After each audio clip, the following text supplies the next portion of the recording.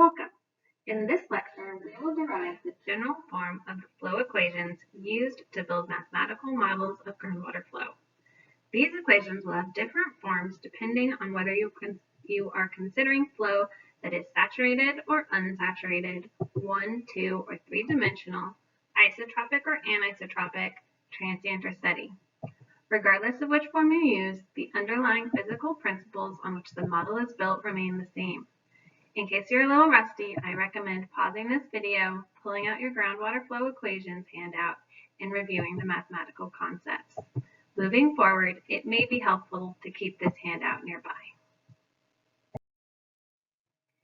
In general, we need to figure out how water flows through the ground. We can begin to address the problem by considering a small volume of space like the cube shown here. Perhaps this is some small portion of an aquifer, or perhaps it's in the unsaturated zone. The important thing is that we are going to start off by focusing on just this volume and considering what happens when some mass of water moves through the volume. To simplify things, we will restrict ourselves to one-dimensional flow for now.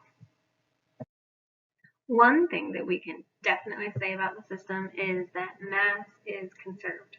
That is to say, all of the mass entering one side, for example, the left side over here at X, is either going to be stored inside of our volume or it's going to exit the other side over here at X plus del X. Using the principle of mass conservation, the mass of water moving through the left side of the volume for some period of time, we can write that down as the mass of water entering over some period of time. It's supposed to be just a del T. Is going to equal the density of that water at that location times its volume. Okay? But what is volume? We can actually rewrite that because discharge is volume of water per unit time, multiplying the delta T to get it out from there. Solving for the V, we can rewrite M, the mass, equals the density of water at X times the discharge at X. I'm going to take this one step further by writing it in terms of specific discharge, right? Specific discharge times area equals discharge. So the mass equals the density of water at X, because we're doing the mass entering here at X, times the specific discharge at X, times the cross-sectional area, the value of which is going to be the same as this other side, that del Y, del Z. So del Y, del Z, and that's just our area. Okay, so this is our equation for the mass entering in through the left side of our volume. Now, the flux of water moving through the opposite side, so this side over here, is going to be basically the same thing, except that instead of considering the mass at X, we're going to consider that X plus delta X.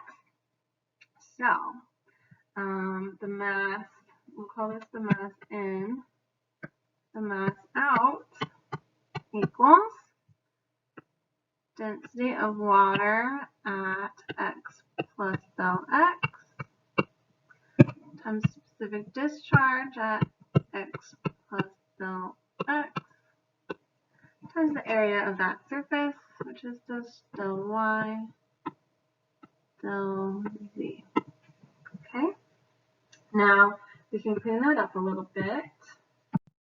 And here we have it, the flux through the left side and the flux through the right side. Now, if the flux in one side equals the flux going out the other side, there's an equals sign here, then that would mean that these equations are describing steady flow. There's no change in the mass of water inside of our little volume.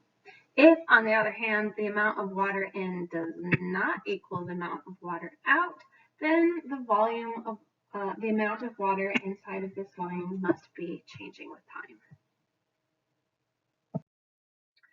The basic water storage property of saturated materials is specific storage. Okay?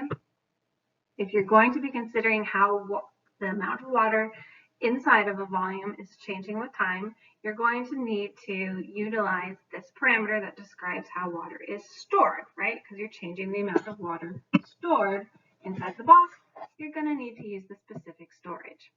Specific storage is a function of the amount of water expelled from a volume due to a decrease in head, due to a decrease in hydraulic head.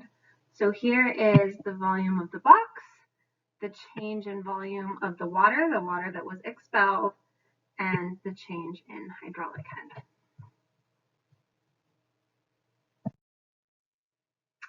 Over some time period, the rate of change of the volume of water within the volume of space, right? So if over some time period you add water to the volume, you've changed that volume in a given amount of time, and you can use this formula to describe that change, right? So the change in volume of the water with time, so there should still be a little W right there. The change in the volume of the water with time equals the specific storage of the block multiplied by the amount of change in head over that same time multiplied by the volume of the box. We can convert this from a change in volume to a change in mass because in hydrogeology we always like to work in terms of mass. And then, then that will give us this equation. Okay, so that's just converting from volumes to mass. Now, conservation of mass dictates that the mass flux into the element minus the mass flux out of the element must equal the rate of change of mass inside of the element. So, if we look at that on this slide, we have the mass flux in, the mass flux out, and the rate of change inside of the box. We can reorganize those to state our relationship mathematically, and this is what that looks like. So again, the flux of water into the volume minus the flux of water out of the volume equals the change in the amount of water inside of the volume. We can just test this with numbers, a really simple example.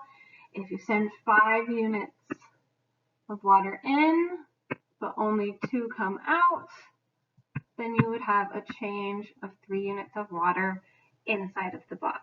Okay, so just to prove to you that physically these equations should hopefully make a lot of sense. At this point, while we've developed an equation that does what we need it to do, we'll have a much easier time of it if we manage to simplify it. So to that end, we are going to divide both sides of the equation by del x, del y, del z, del x, del y, del z, del x, del y, del z. And we will also perform some additional simplifications that I'm not going to go over here, but they are outlined on page 227 of the textbook. I will note that within these simplifications, we will be recognizing that the left side of the equation here is actually a derivative in the limit that you let x go to 0. So if you're not super familiar with calculus, don't worry about that too much. We can pick up with that later, but if you have had calculus, then you'll probably realize that this is in fact a derivative, and that's going to help us to simplify and rewrite the equation, bringing it to this form. All that we've really done here is applied the principle of conservation of mass and then done simplifications and applied calculus, okay? But at its heart, this is just a statement of conservation of mass. What we've learned is that the change in specific discharge along the x dimension, the only dimension that we're considering to have flow in this one-dimensional problem, so just having flow in this dimension. So the change in specific discharge in that dimension equals the specific storage of the material multiplied by the change in head that happens over the amount of time that you are considering.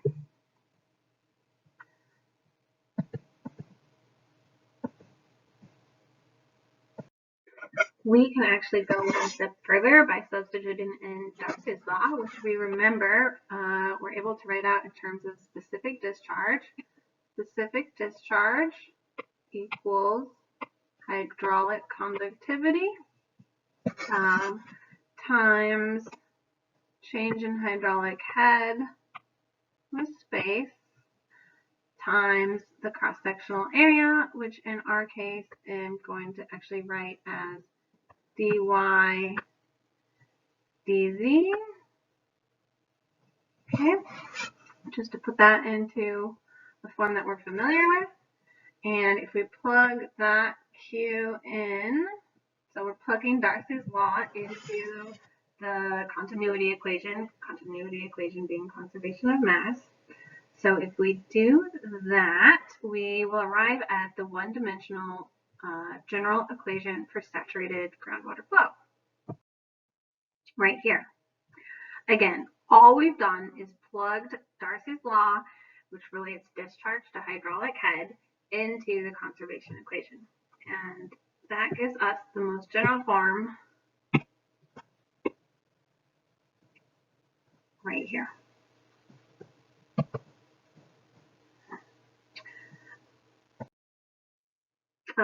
So again, the most general form in one dimension of the groundwater flow equation. Here's the same equation in 3 dimensions. This is actually the most universal form of the saturated flow equation. It allows for flow in all 3 directions, right? So x, y, and z. It allows for transient flow, so letting the change in the amount of water, letting that change with time, right? Transient flow. It allows for heterogeneous conductivities. So the way that this is written, you can look at the change in the direction x of the hydraulic conductivity, right? So it's letting hydraulic conductivity change as you go along in any direction. It also allows for heterogeneous hydraulic conductivities, meaning sorry, that's what I just said. So the heterogeneous conductivities change as you go along in that same dimension. Isotropic conductivities are also possible by having different conductivities depending on which direction you're moving. Okay. Yeah, so basically all sorts of different changes to the system can be taken into account with this form of the equation. And if you don't need to consider flow in all 3 directions, you can always set some of these to 0. And if you set both of them to 0, then you would get back to your original 1D form of the equation. It turns out that other less general forms of the equation can also be super useful. For example, if conductivity doesn't change with location, so if you were to take this derivative, the rate of change of conductivity would be 0. In that case, you only need to look at the rate of change of the hydraulic head. So if those conductivities are not changing through space, then you'd have this equation, okay? So it's still looking at the rate of change of the hydraulic head. That's this function here. But it's saying that the conductivities, well, they might be different if you go in different directions. They are not changing as you move through space.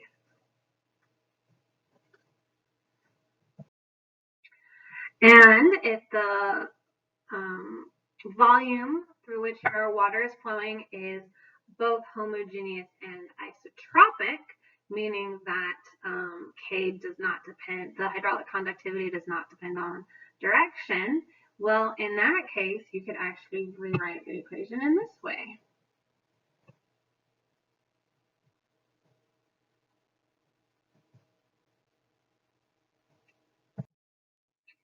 Now we can actually clear this up a little and make it easier to read if we utilize the Laplacian operator, which was introduced in another video. So here it is. This is going to equal partial derivative squared dx squared plus partial dy squared plus partial dz squared. So this doesn't make sense on its own, but when paired with something else, for example, here we have del squared h, it does make sense. So all of this inside the parentheses, you can actually rewrite that as del squared h, meaning the second derivative in terms of x, y, and z of function h. So if we do that, then we get the equation that's inside of the orange box. This is a simplified form of the general flow equations that can be used to investigate flow through a homogeneous and isotropic medium. Now, you might also note that K used to be over on this side of the equation, and we have actually divided that out so that it's over here, so that we just have our Laplacian operating on our hydraulic head function on one side, and then there's the other side. So here they are one more time, but the homogeneous isotropic version,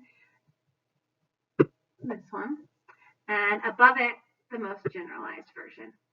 These equations are built from first principles, conservation of mass, and Darcy's law. They describe how water flows through space, including the time that it takes to do so. You've already utilized these principles in simpler forms, examining either changes over time or changes over space. The general flow equation goes one step further by enabling us to consider all of these changes in both time and space together. This concludes the general flow equations lecture. See you next time.